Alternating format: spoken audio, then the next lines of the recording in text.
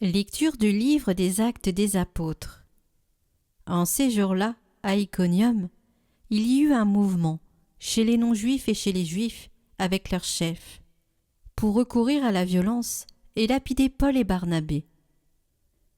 Lorsque ceux-ci s'en aperçurent, ils se réfugièrent en Lycaonie, dans les cités de Lystre et de Derbé, et dans leurs territoires environnants.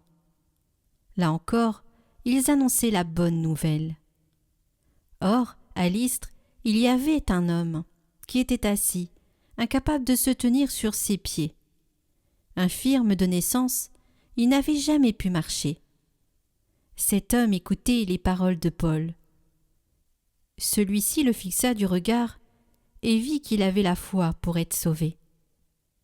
Alors, il lui dit d'une voix forte : « Lève-toi, tiens-toi droit sur tes pieds. » L'homme se dressa d'un bond.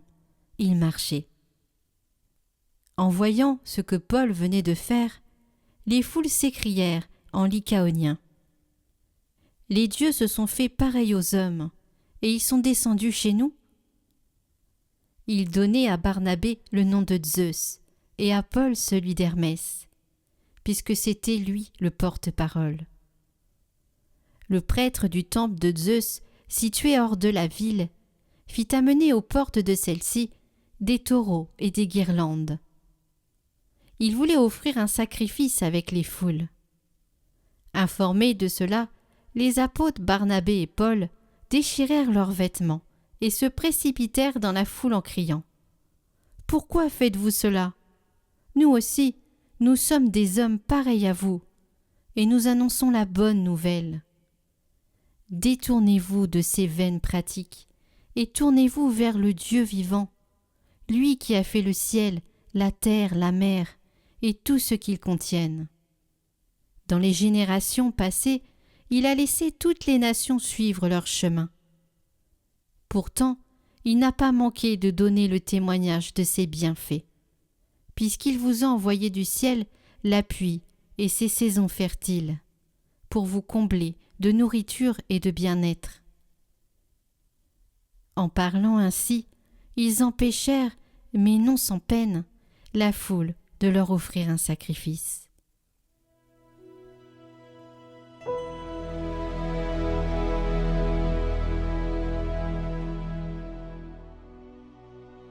Non pas à nous, Seigneur, mais à ton nom donne la gloire.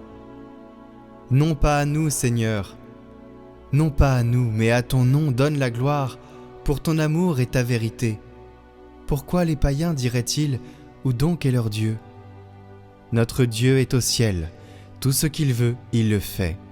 Leurs idoles, or et argent, ouvrage de mains humaines. Soyez bénis par le Seigneur, qui a fait le ciel et la terre. Le ciel, c'est le ciel du Seigneur. Aux hommes, il a donné la terre.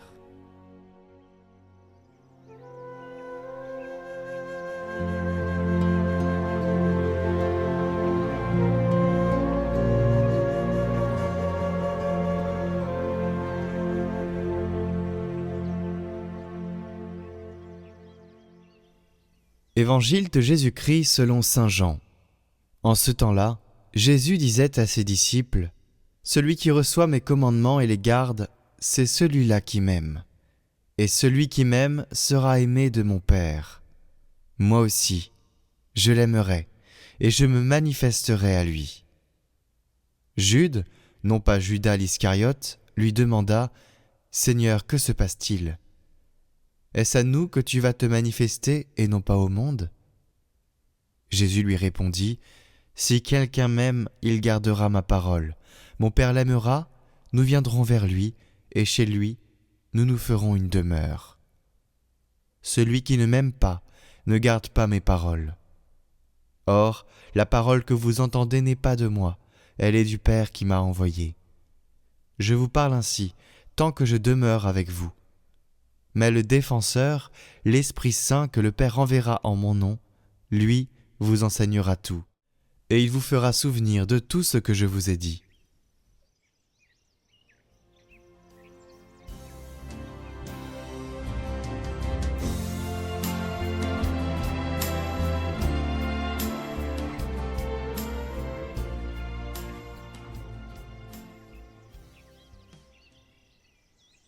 Les petits sont ceux qui, comme les enfants, se sentent dans le besoin et non dans l'autosuffisance. Ils sont ouverts à Dieu et se laissent surprendre par ses œuvres. Ils savent lire les signes et s'émerveiller des miracles de son amour. Je demande à chacun de vous, et je me pose la question à moi aussi, savons-nous nous émerveiller des choses de Dieu, ou bien les considérons-nous comme des choses passagères ? Frères et sœurs, notre vie, si nous y réfléchissons, est pleine de miracles. Elle est pleine de gestes d'amour, de signes de la bonté de Dieu. Face à eux, cependant, même notre cœur peut rester indifférent et s'habituer, curieux mais incapable de s'étonner, de se laisser impressionner. Un cœur fermé, un cœur blindé, et qui n'a pas la capacité de s'étonner. Impressionner est un beau verbe, qui fait penser à la pellicule d'un photographe. Voilà la bonne attitude devant les œuvres de Dieu, photographier ses œuvres dans l'esprit, pour qu'elles s'impriment dans le cœur, et les développer ensuite dans la vie, à travers de nombreux gestes de bien, pour que la photographie de Dieu, amour, devienne toujours plus lumineuse en nous et à travers nous.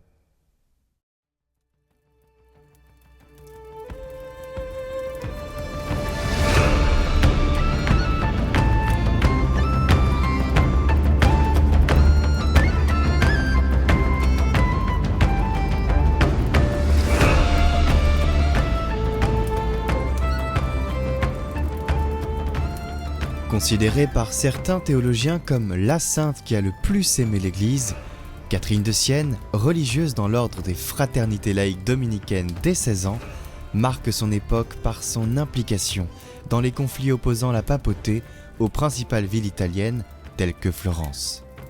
Elle est aussi l'instigatrice du retour à Rome de la papauté, exilée à Avignon. Pour ses hauts faits et la richesse de ses écrits, le pape Paul VI la déclare docteur de l'Église en 1971. Bienvenue dans notre podcast explorant la vie inspirante des saints. Aujourd'hui, nous vous invitons à découvrir la vie hors norme de cette sainte au caractère bien trempé. Sainte Catherine de Sienne.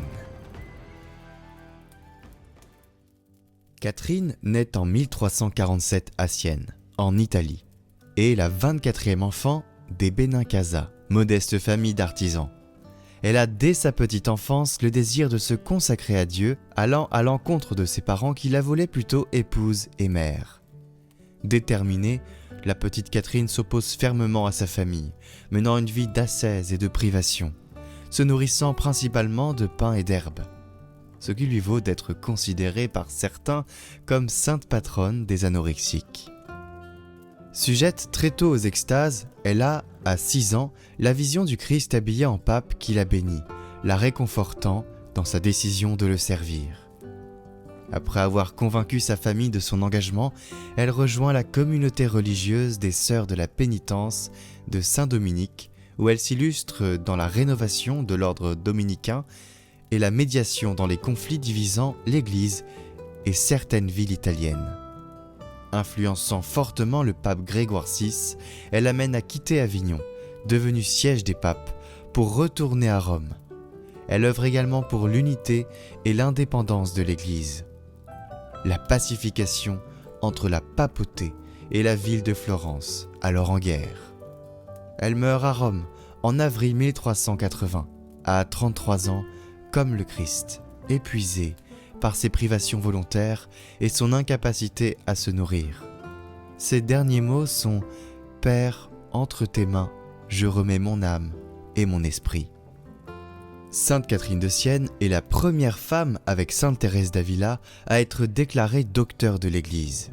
Sa dévotion, sa confiance et son amour inébranlable, même pendant les épreuves, sont un exemple à suivre pour tout chrétien. Ses extases mystiques, contenues dans l'ouvrage « Le dialogue de la divine providence » et d'autres nombreux écrits, confirment, s'il en était besoin, sa grande spiritualité.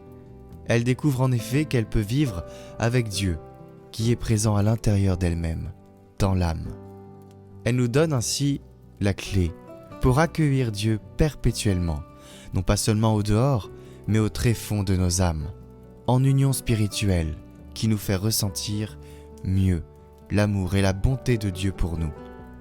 Cette demeure du divin en l'âme permet aussi de mieux se connaître et évoluer sur le chemin de la sainteté. Infatigable voyageuse pour de nobles causes, elle lutte pour ses convictions médiatrices, inspirées de conflits, surtout ceux divisant l'Église et la papauté. Catherine de Sienne est canonisée en 1461 par Pie II. Jean-Paul II la proclame sainte patronne de l'Europe en 1999, alors qu'elle est déjà protectrice officielle avec saint François d'Assise de l'Italie. Une anecdote nous édifie particulièrement sur la détermination de Catherine de Sienne d'entrer dans les ordres. Elle fait secrètement vœu de chasteté à 7 ans, et vers ses 12-13 ans, lasse des refus de sa famille et de leur entêtement à la pousser dans la voie du mariage, Catherine coupe sa chevelure magnifique, renonçant ainsi à toute coquetterie. Ses parents mécontent la chasse de sa chambre, ils la relèguent aux tâches ménagères, en lieu et place de la servante. N'ayant plus d'espace privé pour prier et méditer, la jeune fille fait de son âme une cellule intérieure emplie du Christ. Peu après, elle fait un songe dans lequel saint Dominique lui offre un lys et un habit des sœurs dominicaines, en la rassurant sur sa prochaine appartenance à cette congrégation. C'est pourquoi vous la voyez sur ces icônes avec cette fleur de lys. C'est la fin de cet épisode sur Sainte Catherine de Sienne. Merci de vous être joints à nous. N'hésitez pas à partager ce podcast autour de vous.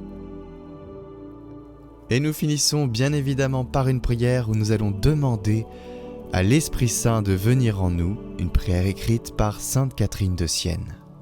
Au nom du Père, du Fils et du Saint-Esprit. Amen. Ô Esprit Saint, viens dans mon cœur. Par ta puissance, attire-le à toi, ô Dieu vrai, et accorde-moi la charité en même temps que la crainte. Ô Christ, garde-moi de toute mauvaise pensée, réchauffe-moi et embrase-moi de ton très doux amour, et toute peine me semblera légère. Ô mon Père Saint, mon doux Seigneur, maintenant aide-moi dans toutes mes actions. Christ, amour, ainsi soit-il. Sainte Catherine de Sienne, priez pour nous.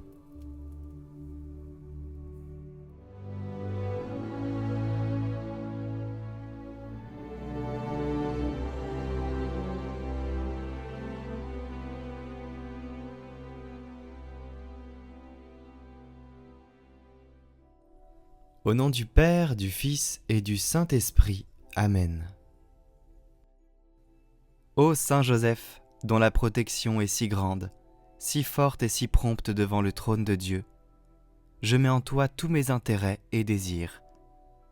Ô Saint Joseph, assiste-moi par ta puissante intercession et obtiens pour moi, de ton divin Fils, toutes les bénédictions spirituelles par Jésus-Christ, notre Seigneur, de telle manière qu'ayant engagé ici-bas ton pouvoir céleste, je puisse offrir mes remerciements et mon hommage au Père qui nous aime. Ô Saint Joseph, je ne me fatigue jamais de vous contempler, toi et Jésus, endormis dans tes bras. Je n'ose pas approcher pendant qu'il se repose près de ton cœur. Embrasse-le en mon nom et baise sa tête délicate pour moi, et demande-lui de m'embrasser à son tour lors de mon dernier soupir. Saint Joseph, patron des âmes du purgatoire, prie pour moi. Je vous salue, Joseph, vous que la grâce divine a comblé. Le Sauveur a reposé dans vos bras et grandi sous vos yeux. Vous êtes béni entre tous les hommes, et Jésus, l'enfant divin de votre virginale épouse, est béni. Saint Joseph, donné pour Père au Fils de Dieu, priez pour nous dans nos soucis de famille, de santé et de travail, jusqu'à nos derniers jours, et daignez nous secourir à l'heure de notre mort. Amen.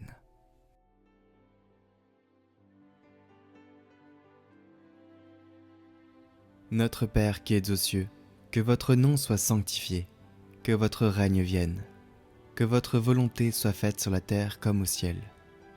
Donnez-nous aujourd'hui notre pain de ce jour. Pardonnez-nous nos offenses, comme nous pardonnons aussi à ceux qui nous ont offensés. Et ne nous laissez pas entrer en tentation, mais délivrez-nous du mal. Amen. Je vous salue Marie, pleine de grâce, le Seigneur est avec vous. Vous êtes bénie entre toutes les femmes, et Jésus, le fruit de vos entrailles, est béni. Sainte Marie, Mère de Dieu, priez pour nous, pauvres pécheurs, maintenant et à l'heure de notre mort. Amen. Gloire au Père et au Fils et au Saint-Esprit, comme il était au commencement, maintenant et pour les siècles des siècles. Amen.